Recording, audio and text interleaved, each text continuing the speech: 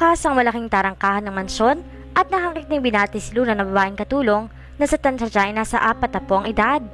Bago lamang ito sa kanila, kaya hindi niya pa rin tanda ang pangalan nito. Magandang gabi, Ma'am Luna. Bakit ngayon lang po kayo bumalik?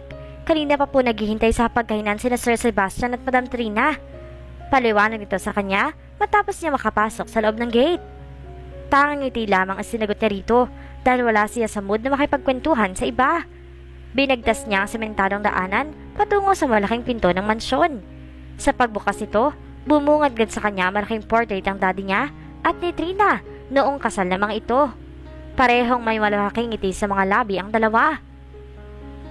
Nagpakawala siya ng malalim na hangin bago naglakad patungo sa dining room ng mansyon.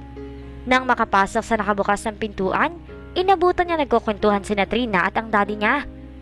"Oh, Luna! Nandito ka na pala! Halika na't umupo para makapaghapunan ka." Magiliw at nakangiting wika ni Trina. Tumurin ng paglalakad niya at muling bumuntong hininga bago ngumiti ng malapad sa pisngi nito, saka naupo sa silyang katabi nito. Ang silyang nakaharap kay Trina. Mahabang lamesa kung saan sila kumakain, magara at kulay itim. Lagi itong puno ng iba't ibang mga potahe pero sila lang tatlo ang nagsasalo-salo. Pakiramdam niya tuloy, nag-iisa pa rin siya. Lalo pa sa tuwing nag-uusap sa Trina at ang daddy niya na parang may sariling mundo. "Ang sarap ng pagkain honey?" Nakangiting untag ni Trina matapos itong sumubo ng steak sa bibig. Kinuha niya ang baso sa kanyang kanan na naglalaman ng tubig. Sinimulan niya iyong inumin at inubos. Wala siyang kaalam-alam na nasa kanyang atensyon ng ama at ni Trina. Nang akmang susubo na siya ng dinurog na patatas sa bibig, agad siyang natigilan. Nang marinig ang pagtikim ni Sebastian, binalingan niya ito ng tingin at nakitang mariin itong nakatitig sa kanya. "Saan ka nanggaling?" Seryoso nitong tanong. Naibalik niya sa plato ang hawak na kutsara at kumiti sa lalaki. "I went to the mall. Nababagot na ako dito sa mansyon." Hindi na wala ang kaseryosohan sa mukha nito. Mas lalo lamang tumalim ang tingin nito matapos ng kanyang mga sinabi. Kinuha nito ang napkin sa tabi ng plato at bahagyang pinahid sa bibig. "Kung pinag-aaralan mo sana ang pagpapatakbo ng kumpanya, hindi ka na mabuburyong dito sa mansyon."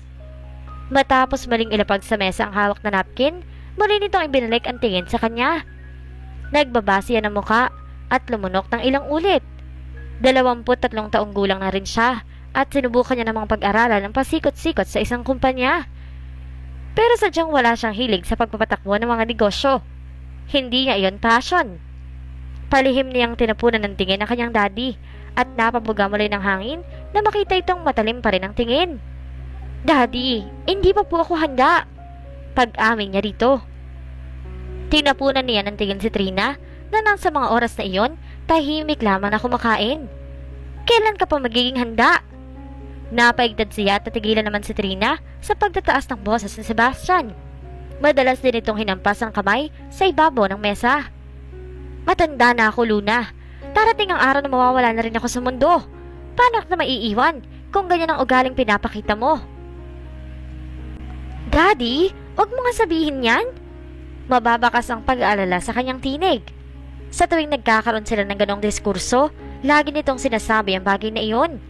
Pakiramdam tuloy niya, ginagawa lang yun ng daddy niya para magilty siya at pumayag na mag-take over sa kumpanya nila. Mariing pumikit si Sebastian at umiling ng ilang beses. "Napapagod na rin ako sa kakahintay sa iyo, Luna. Hindi habang buhay ay naririto ko. Hanggat maaga pa magdesisyon ka na. Ayusin mo mga plano mo sa buhay." Muli itong nagmulat ng mga mata at tiniliman siya lalo ng tingin. Marahan itong tumayo saka naglakad palayo. Naiwan sila ni Trina na tahimik. Tila walang nangyayaring sumubo siya ng mashed potato. Makalipas lamang ilang minuto, ngumiti sa kanya si Trina. "Huwag kang mag-alala. Malakas pa ang daddy mo. Nag-aalala lang siya sa'yo kaya niya yun nasasabi." Inilagay nito ang sariling napkin sa ibabaw ng mesa at tumayo na rin. "Kumain ka na. Ako nang bahala sa daddy mo." Bago tuluyang umalis, kinuha niya ang atensyon ng babae. Natigilan ito sa paglalakad at nakangiting lumingon sa kanya. "Thank you, Trina. Salamat dahil lagi kang nandyan." Ngumiti siya matapos sabihin ang mga bagay na iyon. "Walang anuman, Luna. Responsibilidad ko ito sa inyo ng daddy mo." Mula sa dining room, Pinagtas ni Trina ang daan hanggang sa marating niya ang mataas na engrandeng hagdanan ng mansyon. Nang makaakyat ay kumalawa siya at tinahak ang mahabang pasilyo hanggang sa makalapit sa isang pinto na may magara at magandang disenyo. Pumasok siya sa loob ng kwarto at nakita si Sebastian habang nakaupo sa usual chair nito at nakaharap sa sariling laptop malapit sa pinto ng balkonahe ng kanilang silid. Nakalagay ang isang kamay nito sa noo at nakapikit ang mga mata. Agad na sumilay ang isang ngiti sa kanyang mga labi. Marahan siyang lumapit dito at hinawakan ito sa ulo. Napamulat naman ang mga mata si Sebastian saka lumingon sa kanya. Sa sandaling nakita nito ang kanyang mukha, agarang sumilay ang isang ngiti sa mga labi nito.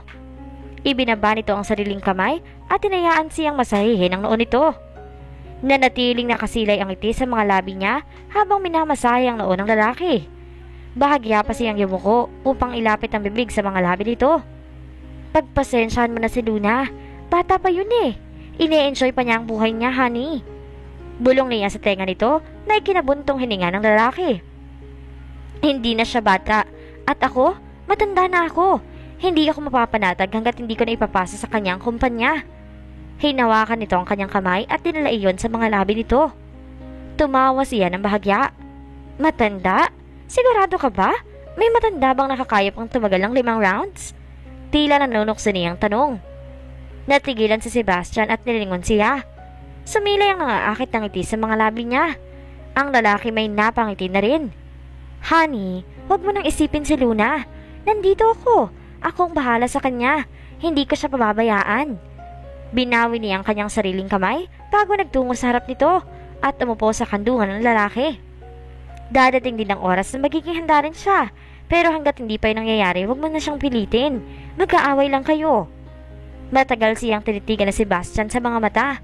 Kapag kuway nagbuga ito ng malalim na hangin, saka bahagyang tumango. Tama ka naman. Anito at pagkatapos ay ngintian siya. Ano kaya ang gagawin ko kung wala ka? Natawa siya bigla sa sinabi nito. Inilapit niya ang mukha sa lalaki at pinaglapat ang mga labi nila. Tumayo si Sebastian habang buhat-buhat siya nito. Sa edad na 53, malakas pa rin ang asawa niya. Matikas ang pangangatawan nito dahil alagang gym. Mula sa tabi ng balkonahe, binuhat siya ng asawa niya hanggang sa kanilang kama nang hindi naghihiwalay ang mga labi nila.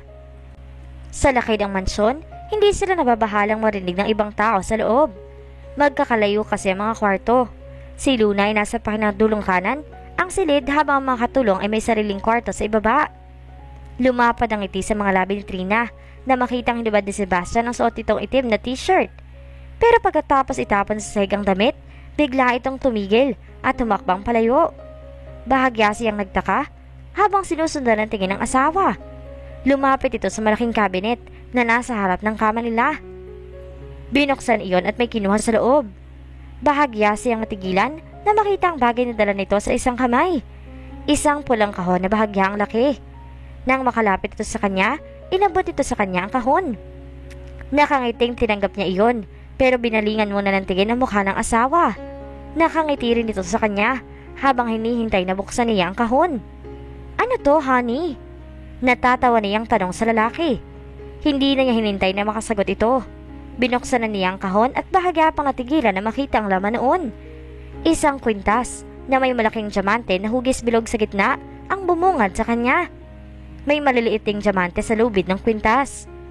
Napangiti siya nang kunin nito mula sa kahon. Bawat tama ng ilaw dito mula sa kanilang silid ay siyang pagkislap naman ng mga diamante. Mababakas sa mukha niya ang matinding kasiyahan habang nakatitig sa kwintas. Halos magdingning ang mga mata niya nang muling balingan ng tingin ng asawa. Tumayo siya at agad na yumakap dito. Thank you, honey. Wow, you surprised me. Baka sa boses niya ang excitement na nararamdaman. Panigurado kasing hindi bababa sa 1 milyon ang halaga ng kwintas. Lagi mo lang akong ini-spoil, hon. Kumalas siya sa kanilang yakap at tinungong ang malaking vanity mirror sa tabi ng malaking cabinet sa harap ng kama nila. Agad niyang isinuot sa sarili ang kwintas. What's the occasion? Hindi ko naman birthday ngayon. Natatawa pa niyang tanong habang nakatitig sa sariling refleksyon. Kailangan ba may okasyon bago ko bigyan ng regalo ang maganda kong asawa? Ngumiti si Sebastian bago umupo sa dulo ng kama at pinagmasdan siya mula sa salamin. Ikaw talaga, honey? Lagi mo na lang akong sinusurpresa. Muli niyang sinipat ang sarili sa salamin at hindi na iwasang umiti ng malapad dahil sa nakita. Nakasuot siya ng puting dress na hanggang talampakan ng haba. Hapit na hapit iyon sa kanyang katawan, kaya kitang-kita ang maganda niyang kurba. Lalong gumanda ang dress sa suot niya dahil sa kwintas. Alam mo namang nakahanda akong ibigay ang lahat para sa kasiyahan mo. Malalim ang boses si Sebastian nang sabihin iyon. Mula sa sariling refleksyon, agad na nabaling sa kaliwa ang kanyang tingin. Alam na niya ang ibig ipahiwatig ng asawa. Hindi naman siya nagrereklamo. Kung ganoon ba naman lagi ang binibigyan nito, kung sa niyang iyahay ng katawan sa lalaki. Sumilay ang nangaakit ng ngiti sa mga labi niya. Nilingon niya si Sebastian na ng mga oras na iyon ay nakaupo pa rin sa dulo ng kama at mariin na nakatitig sa kanya. Halos sobra na siya nito sa paraan ng pagtingin nito sa kanyang kabuuan. Ibig niyang matawa. Kahit 3 taon na nila yung ginagawa, tila lagi pa rin tong sabik sa kanya. Isang mariin na paglulok ang ginawa ni Luna habang nakasandal sa pinto ng silid ng kanyang daddy at ng asawa nitong si Trina. Rinig na rinig niya mula sa kinatatayuan ang malakas na halinghing ng mga ito. Balak niya sanang kausapin ang kanyang daddy para magpaalam dito na hindi siya makakarating bukas. Pero agad siyang natigilan sa labas nang marinig ang malakas na halinghing ng dalawa. Napailing na lamang siya. Kung magdrama ang daddy niya na matanda na ito at hindi na magtatagal sa mundo, akala mo mamamaalam na bukas. Pero hayon, at binabanatan ng 28 taong gulang na asawa. Nagpakawala siya ng buntong hininga at nagdesisyong bumalik sa sariling kwarto. Nang makapasok sa loob, agad siyang dumiretso sa aquarium na nasa tabi ng bintana niya sa dulo ng silid. Umupo siya sa harap noon at ngumiti habang pinagmamasdan lumangoy ang 2 clownfish at isang royal blue tang. Paborito niyang palabas ang Finding Nemo, kaya ginusto niyang mag-alaga ng mga ganoong uri ng isda. Habang nakatitig sa mga lumalangoy na isda sa loob ng aquarium, hindi niya mapigilan ng hindi magbalik tanaw sa pangyayari kanina. Kung paano siya ipinagtanggol ng may-ari ng coffee shop, nakalaunan nilalaman niyang Maximus pala ang pangalan. Kung paano nito ginamot ang sugat niya, at kung paano nito tinanggihan ang perang ibinigay niya. Inaamin ng dalaga, bahagya siyang nasaktan sa mga sinabi nito, pero mas nangibabaw ang paghanga niya para sa lalaki. Mas lalo niya itong hinahangaan dahil sa mga sinabi nito. Patunay lamang na hindi sa lahat ng tao, pera ang mas importante. Simula pagkabata niya, kilala na siya bilang anak ng isang mayamang negosyante. Pumapasok siya sa eskwelahan nila habang pinagbubulungan ng mga kaklase niya dahil sa background ng pamilya nila. Madalas din siyang manakawan dahil hindi bababa sa 1,000 ang baon niya. Iba pa ang mga pagkain ipinadadala sa kanya ng kanyang mommy. Masarap maging mayaman. Tinitingala at nirerespeto siya ng mga tao. Marami ring may gustong maging kaibigan niya. Buong akala niya talaga, gusto siya ng lahat dahil sa pagiging masiyahin niya, sa positibong pag-uugali niya. Pero kalaunan, napagtanto niyang pera palang dahilan kung bakit maraming lumalapit sa kanya at gusto siyang maging kaibigan. Kapag oras ng break time at nasa kantin siya, marami siyang kasama. Maraming natatawag na kaibigan. Kapag gusto niyang gumala at mag-shopping, ganoon din karami mga kaibigan niya. Kapag may okasyon sa kanila o hindi kaya'y birthday niya, marami ring dumadalos na sinasabing kaibigan niya sila. Pero oras na wala na siyang maibigay o pinili niyang magdamot paminsan-minsan, nawawala ang mga taong tinuturing niyang kaibigan. Naiiwan siyang mag-isa at minsan pa, nagiging masama siya sa paningin nila. Hinuhusgan siya at tinatawag na maramot o hindi kayo nag-iba na ang ugali. Lumabas na raw ang totoo niyang kulay. Natatawa na lamang siya habang inaalala ang mga araw na nakatatagpo siya ng ganong klase ng mga kaibigan. Kaibigan lang kung may nakukuha. Kaya mas lalo niyang hinangaan si Maximus. Sa unang pagkakataon, may tumanggi sa pera niya. Unang beses din iyong may nagmalasakit sa kanya nang walang hinihintay na kapalit. Unang beses na may nag-alaga sa kanya nang hindi nagpapabayad. Napapikit siya habang nakangiti. Napahawak siya sa tapat ng dibdib at pinakikiramdaman ang sariling puso. Napakalakas ang tibok noon. Pakiramdam niya, tila sasabog ito anumang oras. Pero ang kasiyahang nararamdaman niya ay mabilis na naglaho nang maalala ang nasaksihan kanina. May girlfriend na yata ang future hobby ko, sabi niya sa sarili habang unti-unting bumabalik sa isip kung paano pumulupot ang kamay ng ahas na babae sa leeg ni Maximus. Lalo pa ng halikan nitong binata. Nag-iinit ang ulo niya. Muli niyang binalingan ang tingin ng aquarium. Unti-unti siya nakabuo ng plano sa kanyang isip. Kahit pa nasaksihan niya mismo ang naghalikan kahapon ng dalawa, sa tingin niya, hindi yun girlfriend ni Maximus. Nakita niya ang ekspresyon ng mukha ng lalaki. Hindi ganoon ang mukha ng lalaking hinahalikan ng babaeng mahal nito. Fling lang. Tumango-tango pa siya ng saad at pinagsalikop ang mga braso sa tapat ng dibdib. O hindi kaya friends with benefits? Tama. Dahil doon, nakabuo siya ng plano sa isip niya. Nilingon niya ang pinto ng silid at naisip ang sariling kumpanya. Sorry, Daddy, pero mas importante ang love life ko. Ito muna bago ang kumpanya. Natatawa pa niyang saad. Sa palagay naman niya, kapag itri na punta ang kumpanya nila, hindi siya pababayaan nito.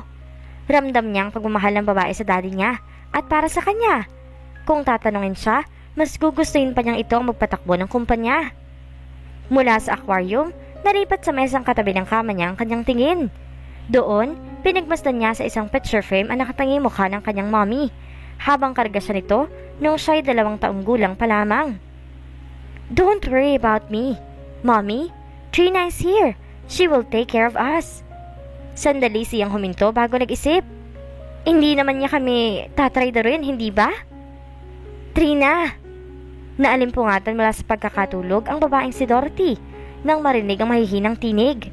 Mula sa pagkakadantay ng ulo nito, sa dibdib ng lalaki ay nag-angat ito ng tingin. Trina! Mabilis na nagsalubong ang dalawa nitong kilay. Marahas itong nayugyog ang balikat ng lalaki. Naalimpungatan naman si Maximus nang maramdaman ang malalakas sa pagyugyog sa kanyang balikat. Sa pagmulat niya ng mga mata, bumungad sa kanya ang galit na mukha ng dalaga. Dorothy, ano ba? Malalim at namamaas ang kanyang tinig. Walang hiya ka! Sino si Trina, ha? May iba ka pang nakakasama maliban sa akin? Kinuha nito ang unan sa tabi at pinaghahampas sa kanya. Pilit naman niyang sinasangga gamit ng kamay ang unan. Ano bang pinagsasabi mo? Halata ang inis sa boses niya. Nakakunot din ang uon niya at matalim ang mga mata. Sino si Trina? Bakit binabanggit mo ang pangalan niya sa pagtulog mo? Marahas itong hinila ang unan na hinawakan niya at mariin siyang tinitigan. Ano? Bakit hindi mo ako sagutin? Sino ba yung Trina na yan? Manluloko ka! Matagal niyang tinitigan ang inis na mukha ng babae habang iniisip ang mga sinabi nito. Makaraan ng ilang sandali, inis siyang tumayo at pinulot ang mga nagkalat niyang damit sa sahig, saka yun isinuot. Anong ginagawa mo? Saan ka pupunta? Hindi mo ako pwedeng iwan. Tumaas ang boses ng dalaga.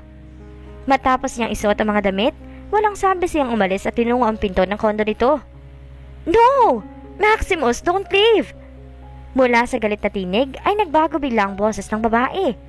Bumaba na iyon at nabalita na ng pagkabahala. Humabol si Dorothy sa kanya at bago pa man niya mahawakan ang seradura ng pinto, nakaharang na ito sa kanyang harap.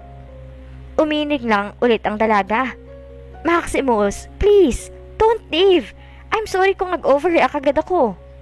Seryoso niyang tinitigan ng dalaga. Hindi man lamang ito nag-abalang isuot ng roba o hindi kaya ituwalya. Umalis ka dyan. Matigas niyang utos. Walang reaksyon ng mukha. Halatang nasakta ng babae sa sinabi niya. Akala siguro nito, oras na mag-sorry ito at makiusap ay hahayaan na lang siya ang inasa nito kanina. Paulit-ulit itong umiling at nanatiling nakaharang sa pinto. Nagbuga siya ng hangin bago ito hinawakan sa braso at parasahang pinaalis sa harap niya. Binuksan niya ang pintuan at tuluyang lumabas, pero mahigpit pa rin yumakap mula sa likuran niya ang dalaga. Ano ba, Maximus? I'm sorry, okay? Huwag ka nang umalis. Gabi na. Pagpapamilit pa rin ito. Kapag may taong dumaan, makikita ka nilang walang suot. Ayoko ng iskandalo. Pitawan mo na ako. Naghintay siya ng ilang segundo. Makalipas ang ilang sandaling pananahimik nito, lumuwag ang pakakayakap sa kanya ng babae hanggang sa tuluyan siyang binitawan. Maximus, please! Hindi na niya ito pinakinggan at tuluyan ang lumayo. Nang makalabas mula sa building ng kondominium nito, naglabas siya ng isang stick na sigarilyo mula sa bulsa at sinindahan iyon bago dinala sa mga labi. Pumara siya at sumakay sa isang taxi saka nagpahatid sa sariling apartment. Nang makapasok sa loob, dumiretso siya sa sala ng apartment at nahiga sa mahabang sofa. Ipinikit niya ang mga mata at sinubukang matulog ulit. Pero bago siya dalawin muli ng antok, muling nagbalik sa isip niya ang sinabi ni Dorothy. Sinasambit niya sa pagtulog ang pangalan ng dating asawa. Napalunok siya bago nagdesisyong bumangon at umupo na lamang. Panigurado namang hindi rin siya makakatulog. Mula sa kinaroroonan, tinanaw niya ang malaking larawan nila ni Trina na nakasabit pa rin sa pader ng apartment. Hanggang sa mga oras na iyon, kahit matapos ang ginawa ng dating asawa, naroon pa rin siya sa apartment nilang dalawa. Hindi na nga lang siya natutulog sa kanilang kwarto, sa sofa na lamang siya umiidlip. Kumuyom ang mga kamay niya habang nakatingin sa nakangiting mukha ni Trina. Isang buwan matapos niya makalabas ng ospital, ang babae ang una niyang hinanap. Halos mabaliw siya habang iniisip ito. Pero ang bumungad sa kanya sa pag-uwi nila sa kanilang apartment ay ang annulment papers na pinadala nito. Napag-alaman din niyang sumama na ito ng tuluyan sa boss nito sa ibang bansa. Noong mga oras na iyon, hiniling niya na sana'y namatay na lamang siya para hindi niya maramdaman ang matinding sakit na ibinigay sa kanya ng babae. Halos mag-iisang taon din siyang nagpakulong sa alak. Isang taon niyang pinabayaan ang sarili at ang tanging dahilan kung bakit hindi pa niya tinutuldukan ang sariling buhay ay ang pag-asam na muling bumalik sa kanyang asawa. Sa paglipas pa ng mga buwan, napagtanto niyang hindi na talaga siya mahal ni Trina. Dahil miski ang bumisita sa kanya sa ospital habang nag-aagaw buhay siya, hindi nito nagawa. Unti-unti, ang pagmamahal na meron siya para sa babae, napalitan ng galit. Tuluyan nilang pinabahan ang mga annulment papers sila hanggang sa maaprubahan ang pagsasawalang bisa ng kanilang kasal. Nagpakalayo-layo siya at humingi ng tulong sa kanyang tito na kapatid ng kanyang yumaong ama. Tinulungan siya nito at binigyan ng puhunan para sa pagnenegosyo. Doon niya na ipatayo ang maliit niyang kapihan. Tumayo siya mula sa sofa at nilapitan ang malaki nilang larawan ni Trina. Kinuha niya ito bago lumapit sa malaking trash can sa loob ng kitchen. Muli niyang tinitigan ang kanilang litrato at pinagmasdan ng maamumukha ng babae. Ilang beses siyang lumunok bago itinapon sa loob ng trash can ang larawan nila. Lumapit siya sa isang cabinet at may kinuha sa loob. Pagkatapos ay bumalik siya sa tabi ng trash can, dala ang galon na naglalaman ng gas. Binuhos niya ang laman noon sa loob ng trash can at kinuha ang sariling lighter sa bulsa. Sinindihan niya ang lighter at itinapon iyon sa loob ng basurahan. Mabilis na nagliyab ang litrato nila. Nakangiti at puno ng excitement nang lumapit si Luna sa lalaking nasa harap ng salaming pinto. "Good morning!" Bati niya rito na ikinilingon nito. Agad na nagsalubong ang dalawang kilay ng lalaki nang makita siya. Bakas din ang pagkadisgusto sa mukha nito. Mula sa kanyang mukha, naglakbay sa kabuuan niya ang tingin ng lalaki. Nakasuot siya ng shirt dress, flat slide sandal, white brimmed hat at may nakasabit na black structured backpack sa kanyang balikat. Very girly kung pagmamasdan. Lihim siyang napangiti dahil sa ginawa ng binata. Nakasimangot man ang lalaki habang tinitingnan siya. Interesado pa rin ito sa kanya base sa paraan ng pagsipat nito. "Ano na naman ang ginagawa mo rito?" Untag ni Maximus at tuluyang binuksan ang pintuan ng shop nito. "Magkakape." Sumunod siya sa likuran ng lalaki. Nakita niyang nailing ang binata bago binuksan ang display refrigerator at kumuha ng isang bote ng alak sa loob. Matapos iyong buksan, diretso itong tumungga. Bahagya siyang natigilan habang pinanonood ito. Nang lingunin siya ni Maximus, mabilis na nagkaroon ng ilang gitla sa noon nito sa nakitang reaksyon mula sa kanya. "Huwag mo akong tingnan ng ganyan." Anito saka nagtungo sa isang mesa at umupo. "Alas 7 pa lang nandito ka na. Wala ka bang pamilya?" Ngumiti siya bago nagkil ng upo ang katapat nito at umupo roon. "Meron, pero tumakas ako sa amin." Natigilan sa pag-inom si Maximus at kunot na umurin nang tititigan siya. "Bakit ka tumakas? Bihag ka ba sa inyo?" Bakas ang panguyam sa tinig nito. Nag-make face lamang siya bago nagdekwatro ng upo. "Ang aga-aga umiinom ka na. May problema ka ba?" Ibinaba nito ang hawak na bote at tinaasan siya ng kilay. "Porke umiinom sa umaga may problema na?" "Oo." Mabilis niyang tugon. Ganyan din si Mommy nung nagkaroon sila ng problema ni Daddy. Lagi siyang umiinom ng wine sa umaga. Pagkatapos... Muling tumaas ang isang kilay ni Maximus habang hinihintay ang sunod niyang sasabihin. Sa halip na magpatuloy, ngumiti na lamang siya ng ubod tamis sa lalaki, bagay na mas lalong ikinakunot ng noon nito. Nagsimulang dumating ang mga nagtatrabaho sa coffee shop ni Maximus at nag-umpisang mag-ayos para sa pagbubukas nila ng shop. Pero kahit ganun, hindi pa rin siya umalis sa tabi ng binata. Nanatili siya nakaupo sa katapat itong silya habang may matamis na ngiti sa mga lapi. Umorder ka na. Pagkatapos mo magkape, umalis ka na agad. Wika pa ng binata sa malaotoridad na paraan. Sumimangot siya sa mga sinabi nito. Para bang ayaw na ayaw nito sa kanya. Walang effect ang beauty niya? Hindi ako aalis. May mission ako. Ngumiti siya rito matapos sabihin iyon. Matagal siyang tinitigan ni Maximus. Ibig niyang matawan na makitang matinding inis sa pagmumukha nito. Tila nagtitimpi na lamang ang lalaki sa kanya. Ang cute mo pala kapag nakasimangot. Siguradong mas cute ka kapag nagalit ka na. Natawa siya matapos sabihin iyon. Nailagay pa niyang isang kamay sa tapat ng tiyan. Ibinaba ni Maximus ang hawak nitong alak sa ibabaw ng mesa. Hindi nito inaalis ang tingin sa kanya nang tawagin nitong isa nitong staff. Hans, ilabas mo nga ang babaeng to. Mabilis siyang natigilan sa sinabi nito. Nagpalipat-lipat ang tingin niya mula sa seryoso nitong mukha at sa lalaking palapit na sa kanila. Maximus, you can't do that. Customer ako. Mahina niyang hinampas ang mesa gamit ng kamay. I can't? Watch me. Nilingon nito ang lalaking nasa tabi na nila at sinenyasan. Huwag na huwag mong papasukin ang babaeng yan. Umawang ang bibig niya sa mga narinig mula sa lalaki. Alam niyang suplado ito, pero hindi niya alam na pagkakriminal din pala ito. Ma'am? Don't you dare touch me. Dinuro niya ang lalaking staff at matalim itong tinitigan. Natigilan naman ito at nilingon ang boss nito. Iinom lang ako ng kape. Aalis din ako pagkatapos. Tinungga ni Maximus ang natitirang laman ng boteng hawak nito. Okay. Maikli nitong tugon saka tumayo na at tumungo sa isang kwarto roon. Naiwan siyang nakatulala habang nakatingin sa pinto kung saan ito pumasok. Grabe, ang sama niya. Ibig niyang maluha sa galit dahil sa ugaling ipinakita nito sa kanya. Kailangan yata niyang magsuot ng mga sexing damit. Mukhang walang talab sa lalaki ang basta cute lang. Lumabas ng silidutuan si Maximus at lumapit kay Lance, ang cashier nila. Saka chinek kung walang bang problema sa trabaho nito. Kanina, tinulungan niya sa pagmamasa at paghahanda ng mga lulutuin ang baker nilang si Jay. Kahit papaano, may alam siya sa pagbibake, kaya parang all around na rin siya sa sariling shop. Kasalukuyang pinanliliwanag sa kanya ni Lance ang takbo ng kita nila mula kahapon nang hindi sinasadyang mabaling sa pinakadulong mesa sa tabi ng salaming pader ang paningin niya. Agad siyang natigilan na makita doon ang dalagang si Luna. Agad itong ngumiti at kumaway pa sa kanya nang magtama ang mga mata nila. Bigla siyang napailing. Hans! Tawag niya sa pangalan ng lalaki nang lumapit ito upang kumuha ng isang slice ng red velvet cake at ilang chocolate donuts mula sa loob ng display counter. Yes, sir! Tugon ito saka lumapit sa kanya. Mula sa nakangiting mukha ng babae, pinaling niya ang tingin sa lalaki. Bakit hindi pa umaalis yan?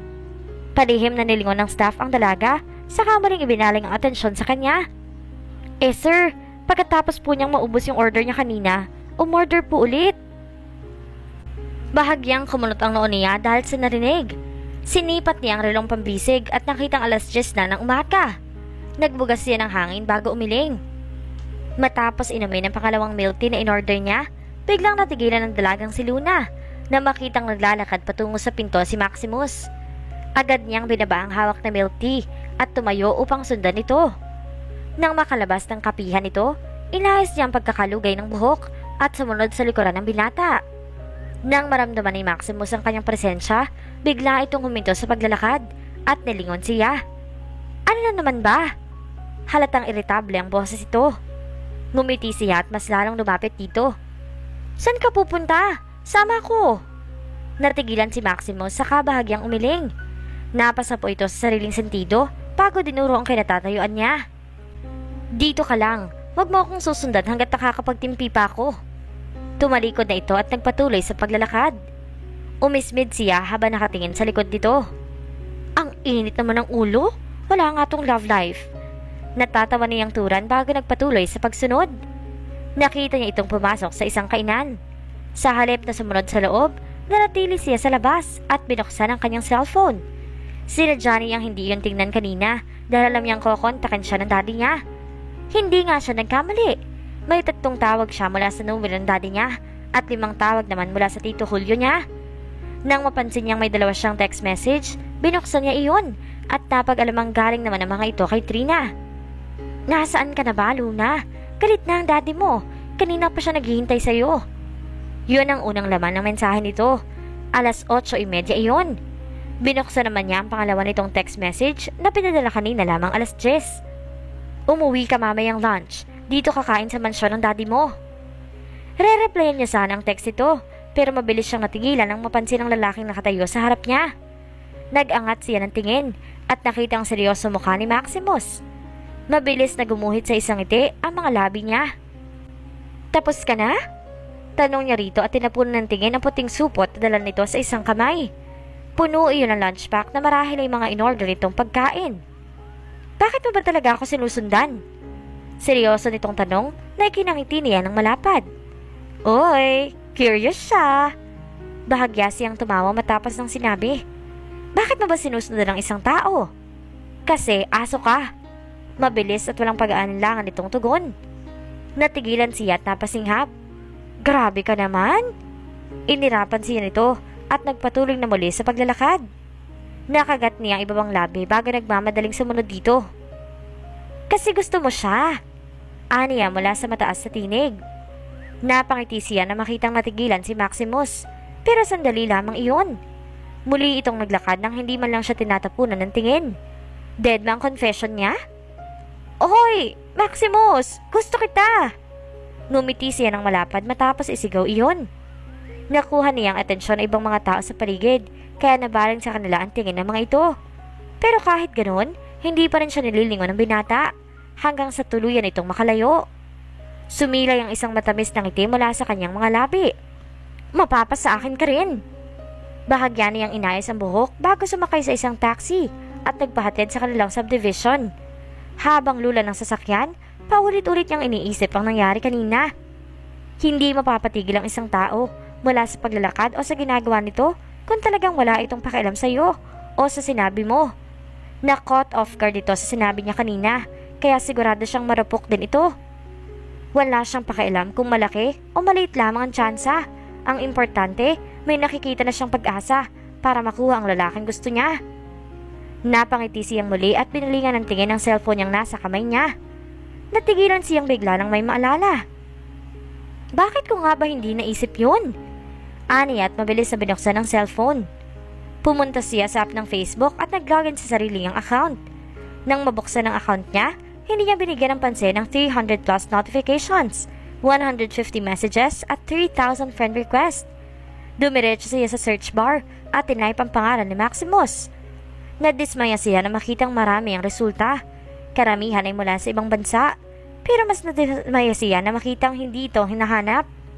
Sumimangot siya at binaling sa labas ang paningin. Hindi niya kasi nakuha ang huling pangalan ng lalaki, kaya nahihirapan siya ngayon. Nakita niya ang isang coffee shop na nadaanan nila. Nakuha nito ang atensyon niya nang may bigla siyang maisip na paraan para makita ang hinahanap. Napangiti siya at muling nagtipa sa search. Maximus Coffee Shop Owner. Walang lumabas na account, pero may mga post naman siyang nakita. Nakuha ng isang user ang atensyon niya. Hans Bartolome ang pangalan nito. Nang buksan niya ang post ito, napangiti siya ng malapad sa nabasa. The best boss ever! One of the coolest coffee shop owner. Thanks, sir. Iyon ang nakasulat sa caption ng post ito. 3 months ago lang at nakatagpa sa 3 tao. Nang makita ang pangalan ng hinahanap niya, ibig niyang tumili sa tuwa. I'm such an amazing detective. I think I should just change career. Natatawa pero naiiling din niyang wika sa sarili. Pinindot niya ang pangalang Maximus. Theodore Sevilla. Agad niyang pinindot ang add button at nag-scroll down sa timeline nito. Laking dismaya na nang makitang naka-private ang account ng lalaki. Nagpakawala siya ng malalim na buntong hininga, pero pinagsawalang bahala na lamang niya iyon. Ang mahalaga, natagpuan na niya ang Facebook account nito. Sinong mag-aakala ng isang masungit at moody na lalaki ay meron pa ng Facebook? Ibabak na sana niya ang FB niya sa kanyang timeline na bigla siyang matigilan sa nakita. Kumunot ang noon niya na makita ang nag-iisang impormasyon sa profile ng lalaki.